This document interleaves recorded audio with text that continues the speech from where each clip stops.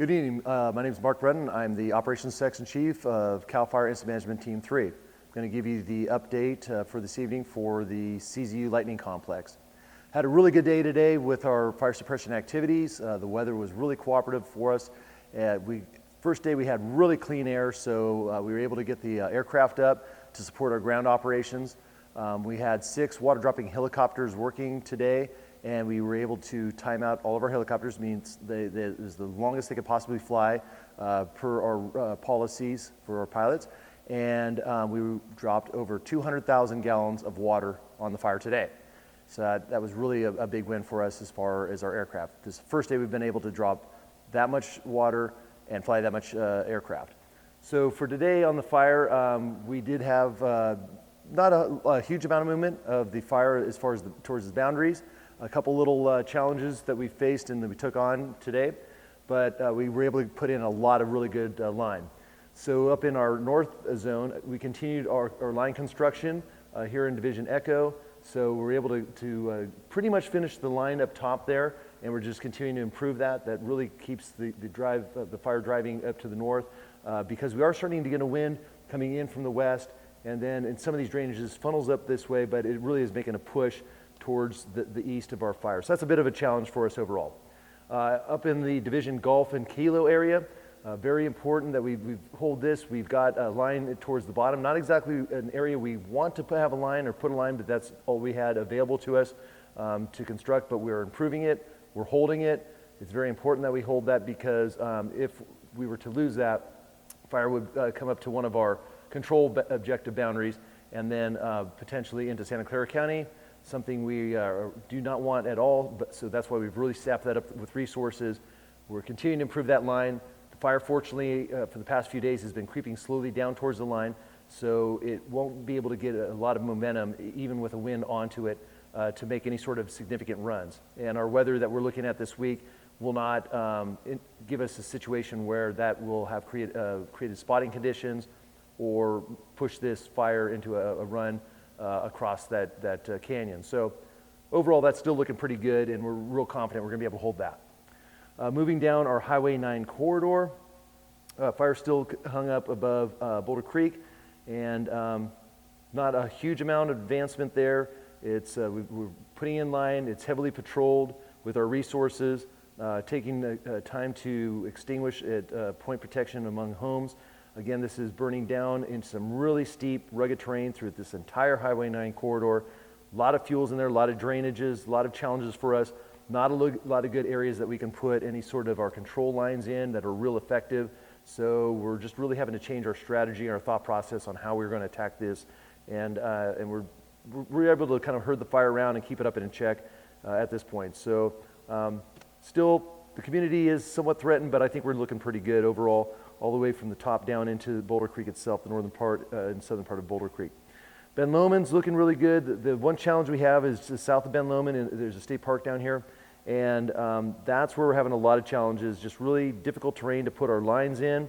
We did have a bit of a slop over today and then again this evening because of how steep the ground is, the drainages, the fuel, burning material will roll down below and then make runs back up.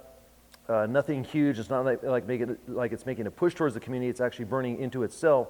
But the problem is it's just a control issue for us, and so we're just trying to get our lines put in there, and at the same time being careful to not damage the environment in using bulldozers in that state park and damaging that. So we're doing a kind of a balancing act of protecting the community, protecting life and property, but also protecting the environment by not really tearing up the park grounds with our dozers. Down on the south, this has been an area of concern for the communities of Santa Cruz and for the UC Santa Cruz campus. Again, our line that we have between Highway 1 and Highway 9 is holding very well, and that's a secondary line. Our primary line that we put in and that we did a burn operation to give it more depth is very good. It's held.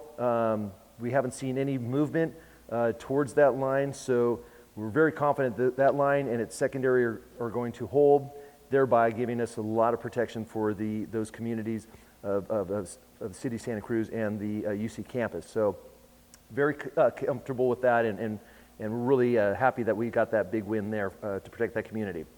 Moving up the coast side, in Davenport, the lines are holding there. The fire is really mitigated and is very slow, more of a smoldering type situation. So we're continuing to monitor that, and that'll be something that gives us a little bit of a challenge. Normally we put the line in, burn out from that line, consume the fuels, and it's a done deal. Unfortunately, the conditions aren't allowing us to do an effective burn operation over the past few days, and then moving into this, the winds are perfect for it. Unfortunately, the relative humidities are up, and therefore, if we did start a burn operation, it would not be effective and would create a bigger work issue for us. So we're just continuing to monitor that and decide what we're going to do there. But we're still feeling very comfortable that Davenport will be in good shape. In Bonnie Doon, this has always been a challenge for us. Again, a lot of structures mixed out into this area, a lot of heavy fuels. We didn't have any structure loss. The fire didn't take any structures today, so that was good. Again, just a lot of work in there, painstaking work.